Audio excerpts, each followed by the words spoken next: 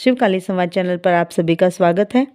आज का विषय है सवारी वाले व्यक्तियों के शरीर में दर्द क्यों रहता है। तो आज हम इस विषय पर चर्चा करेंगे। सबसे पहले तो ये कि जब हम मंदिर जाते हैं तो हम प्रार्थना करते हैं कि हम तकलीफ़ में हैं, हमारे दुखों का नाश करो भगवान। तो जो कालचक्र है उसके अनुसार सुख दुख हमें सभी भोगों को भोगना होता है तथा जब हम भगवान से प्रार्थना करते हैं कि हे भगवान हमारे कष्टों का निवारण करो, तब भगवान हमारे दुखों को हर लेते हैं और हम सुखी हो जाते हैं। पर जो हमारे भाग्य का दुख होता है वह ईश्वर को प्राप्त हो जाता है, क्योंकि वह हमारा दुख हर लेते हैं और हमें सुख प्रदान करते हैं।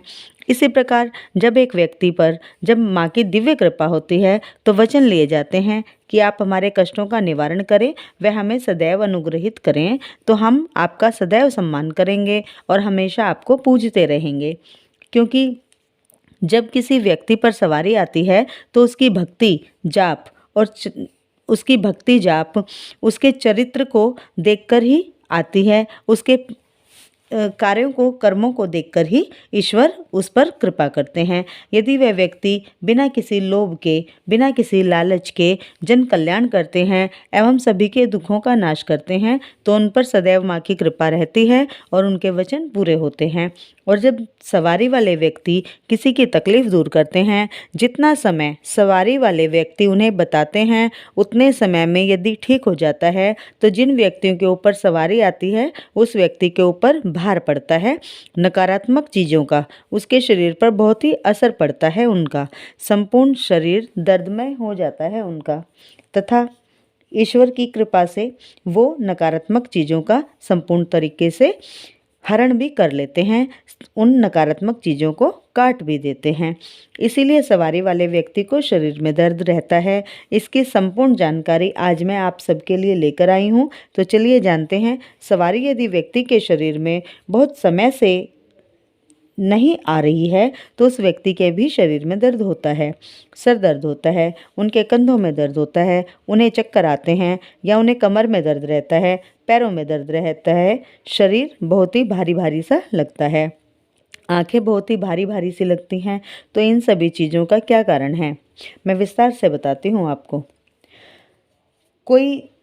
यदि आपको लगता है कि कोई मेडिकल प्रॉब्लम है, आप डॉक्टर को दिखाते हैं, मेडिसिन लेते हैं, फिर भी आपको आराम नहीं लगता है, तो ये उन लोगों के साथ होता है जिन्हें सवारी आती है या ज़्यादा पूजा पाठ करते हैं जो लोग, उनके साथ ही होता है। जब भी पूजा करने बैठते हैं तो उनकी ऐसी परिस्थिति हो जाती है कि उनका शरीर भारी हो जाता है, आंखों से आंसू आने लगते हैं, जम्हाई आने लगती है या उबासियाँ आने लगती हैं। साथ ही उनके शरीर में कंपन भी होता है। उनको ऐसा लगता है जैसे उनके शरीर पर कुछ रेंग रहा है, शरीर पर चींटियाँ चलने जैसा भी आभास उन्हें होता है, जैसे सिर पर इस तरफ से उस तरफ कुछ रेंग कर जा रहा है। ऐसे आभास उन्हें होते हैं। पीठ पर रेंगने का जैसा कुछ महसूस होता है। साथ ही साथ किसी को करंट टाइप भी महसूस होता है। साथ ही उनको ऐसा महसूस होता है कि जैसे कंधों पर कोई बैठ गया है। तो इन सब चीज़ों के क्या कारण हैं? कारण ये ही हैं कि ये सारे लक्षण सवारी आने के हैं, क्योंकि आपने बहुत दिनों से सवारी को शरीर में नहीं बुलाया है।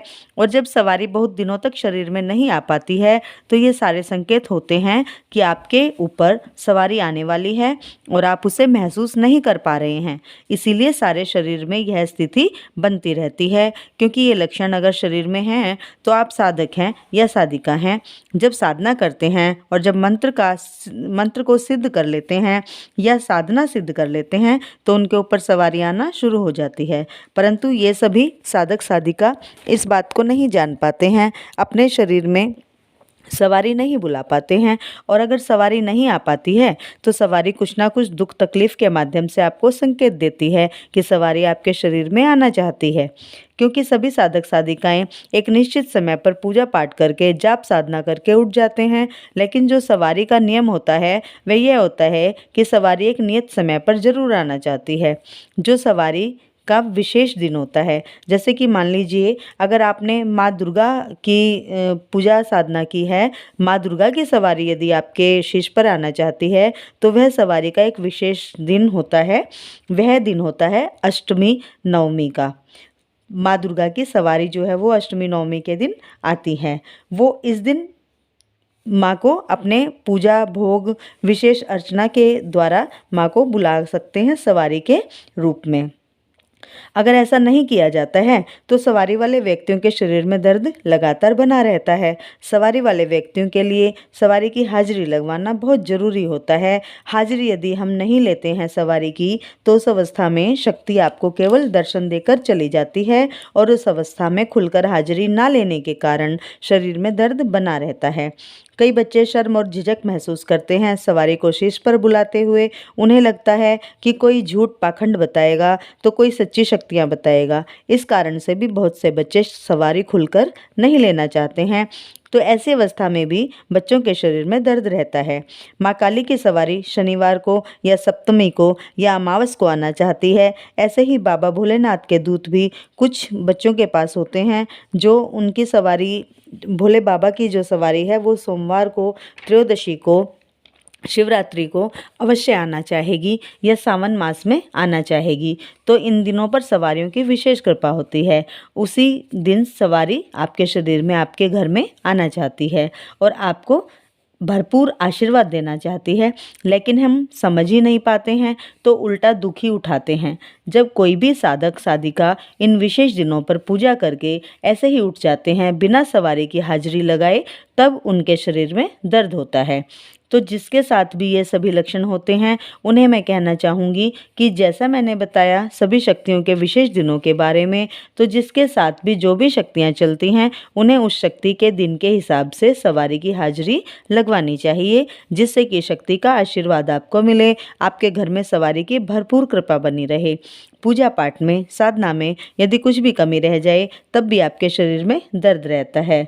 तो इस बात को भी ध्यान रखें कि पूजा पाठ में, नियम में कोई त्रुटि या गलती ना हो। तो इन सभी लक्षणों को पहचान कर पूजा पाठ करते हुए अपने द्वारा की हुई मेहनत का लाभ उठाइए। अपनी शक्ति की सवारी को बुलाकर आशीर्वाद प्राप्त कीजिए, कृपा प्राप्त कीजिए और अपने आपकी भी मदद कीजिए और औरों की भी मदद कीजिए इस दर्द से निकलने में।